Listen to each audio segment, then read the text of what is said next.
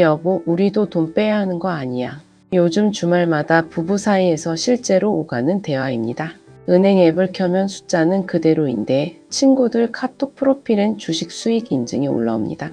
이게 단순히 투자 열풍일까요? 아니면 우리가 미처 눈치채지 못한 더 큰 흐름의 시작일까요?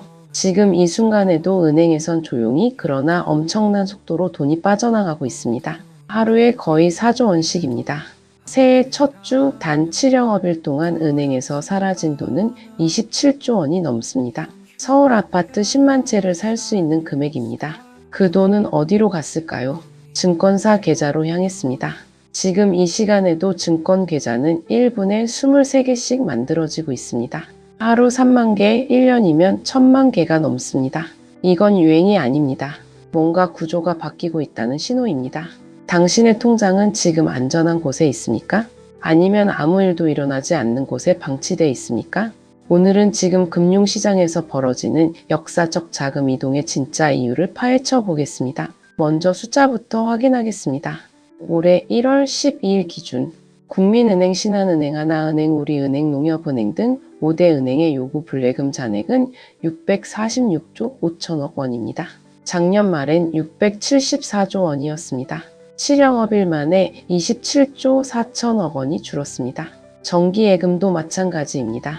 5대 은행 정기예금 잔액은 938조 원, 일주일 새 7천억 원 감소했습니다.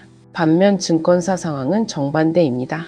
투자자 예탁금은 1월 9일 기준 88조 8천억 원, 전날엔 사상 최초로 90조 원을 돌파했습니다. 한 달 전보다 8조 원 늘었습니다. 예탁금이란 주식을 사기 위해 증권 계좌에 넣어둔 대기 자금입니다. 쉽게 말해 언제든 주식을 살 준비가 된 돈입니다. 이 돈이 1년 전과 비교하면 70% 가까이 증가했습니다. 증권 계좌 개설 속도는 더 놀랍습니다.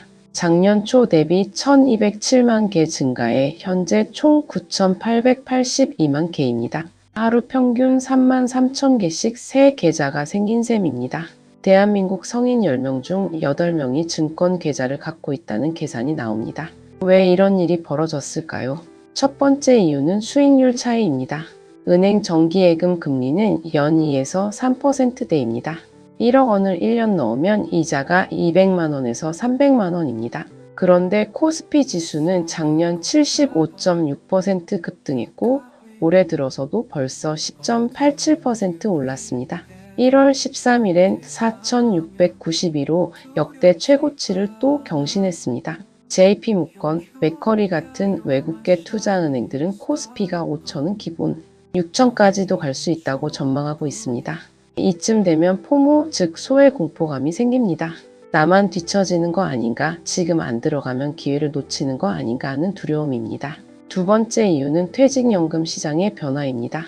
2024년 10월 31일부터 퇴직연금 실물이전 제도가 시행됐습니다. 쉽게 말해 내 퇴직연금을 은행에서 증권사로, 증권사에서 은행으로 자유롭게 옮길 수 있게 됐다는 겁니다. 시행 이후 11개월간 은행과 보험사에서 증권사로 이동한 퇴직연금은 1조 4,779억 원입니다.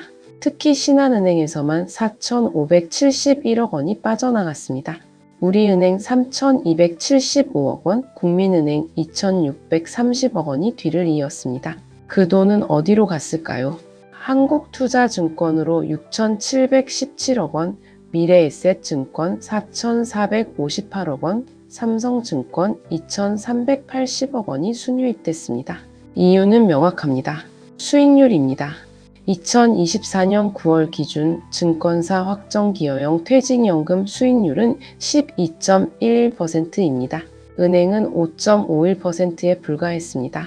2배 이상 차이가 납니다. 개인형 퇴직연금도 마찬가지입니다. 증권사 10.95%, 은행 6.54%입니다. 심지어 한국투자증권의 디폴트 옵션 적극투자형 상품은 1년 수익률이 32.83%를 기록했습니다.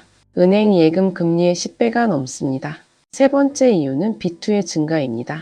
신용거래용자 잔액, 즉 주식을 사기 위해 증권사에서 빌린 돈은 1월 12일 기준 28조 5,224억 원입니다. 사상 최대치입니다. 사람들이 자기 돈도 모자라 빚까지 내서 주식을 사고 있다는 겁니다. 이게 건전한 투자일까요? 아니면 위험한 도박일까요?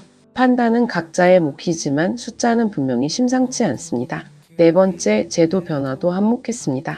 올해부터 배당소득 분리과세 기준이 달라졌습니다. 연간 2천만 원 이상 이자 소득은 종합소득세율로 과세됩니다. 최고 45%까지 세금을 낼 수 있습니다. 그런데 배당소득은 올해부터 세율이 낮아졌습니다. 2023년 기준 2천만 원 이상 이자 소득을 받은 사람은 약 33만 명입니다. 금액으로 따지면 10조 7천억 원입니다.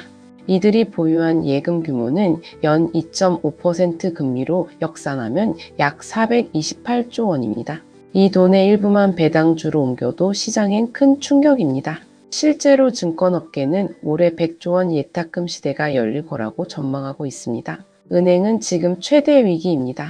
예금은 빠져나가고 증권사는 원금 보장에 연 4% 이상 수익을 약속하는 종합투자배자까지 내놨습니다. 경쟁 상대가 바뀌었습니다.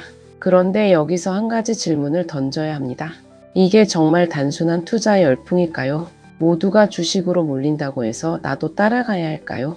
결론부터 말하면 지금 벌어지는 일은 투자붐이 아닙니다. 구조 변화입니다. 첫째, 금리 환경이 바뀌었습니다.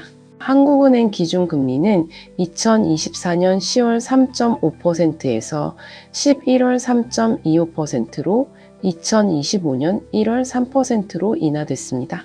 미국 연방준비제도도 금리를 낮추는 추세입니다.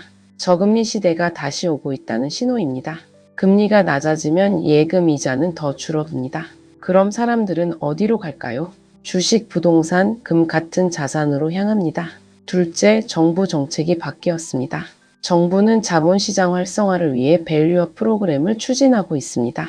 기업들이 배당을 늘리고 자사주를 매입하도록 유도하는 정책입니다. 실제로 2024년 코스피 상장사들의 배당 총액은 사상 최대를 기록했습니다. 배당주 투자 열풍이 불 수밖에 없는 환경입니다. 셋째, 퇴직연금 제도가 바뀌었습니다. 실물 이전 허용으로 소비자 선택권이 커졌습니다. 은행은 안정성을 강조하지만 수익률에서 밀립니다. 증권사는 리스크는 있지만 수익률이 높습니다. 사람들은 선택했습니다. 수익률을 택했습니다. 넷째, 세금 구조가 바뀌었습니다. 배당소득 과세가 유리해지면서 고액 자산가들이 움직이기 시작했습니다. 428조 원의 예금 중 일부만 이동해도 시장은 요동칩니다. 이미 그 흐름은 시작됐습니다. 다섯째, 글로벌 유동성이 확대되고 있습니다.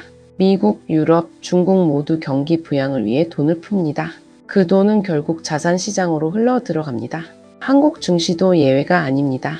여섯째, 심리적 요인도 무시할 수 없습니다. 코스피가 연일 최고치를 경신하자 언론은 5천, 6천을 이야기합니다. 전문가들도 강세장을 전망합니다. 그럼 사람들은 어떻게 반응할까요? 지금 안 들어가는 기회를 놓친다고 생각합니다. 포모가 작동하는 겁니다. 하지만 여기서 냉정하게 봐야 할 게 있습니다. 모두가 한쪽으로 쏠릴 때가 가장 위험한 순간이기도 합니다. 2000년 닷컴 버블, 2008년 금융위기, 2021년 밈 주식 광풍 모두 비슷한 패턴이었습니다. 모두가 같은 방향으로 달릴 때 누군가는 반대편을 봐야 합니다. 그렇다면 지금 어떻게 해야 할까요? 은행 예금을 전부 빼서 주식에 몰빵해야 할까요? 아니면 그대로 두고 지켜봐야 할까요? 정답은 없습니다. 다만 한 가지 확실한 건 이 흐름이 개인의 선택이 아니라 환경의 변화라는 점입니다. 제도가 바뀌고 금리가 바뀌고 세금이 바뀌고 정책이 바뀌었습니다. 그 변화의 흐름 속에서 돈이 움직이고 있는 겁니다. 당신이 선택하지 않아도 환경은 이미 당신을 선택의 기로에 세워놨습니다. 한 가지 질문을 남기겠습니다. 내 돈은 지금 안전한 곳에 있습니까?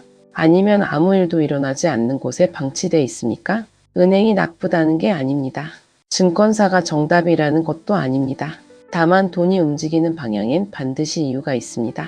그 이유를 이해하지 못하면 나중에 결과만 보고 놀라게 됩니다. 27조 원이 7일 만에 움직였다는 건 숫자 이상의 의미가 있습니다. 그건 신호입니다. 뭔가 바뀌고 있다는, 시대가 전환되고 있다는 신호입니다.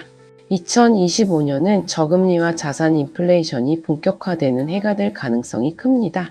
예금만으로는 물가를 이길 수 없는 시대가 오고 있습니다. 그렇다고 무작정 주식에 뛰어들라는 얘기는 아닙니다. 리스크는 여전히 존재합니다. 다만 한 가지는 분명합니다. 가만히 있으면 뒤처진다는 겁니다. 내 자산을 어디에 어떻게 배치할지 지금 고민해야 할 때입니다. 구독과 좋아요는 더 많은 분들에게 희망을 전하는 힘이 됩니다. 오늘도 행복한 하루 되세요. 감사합니다.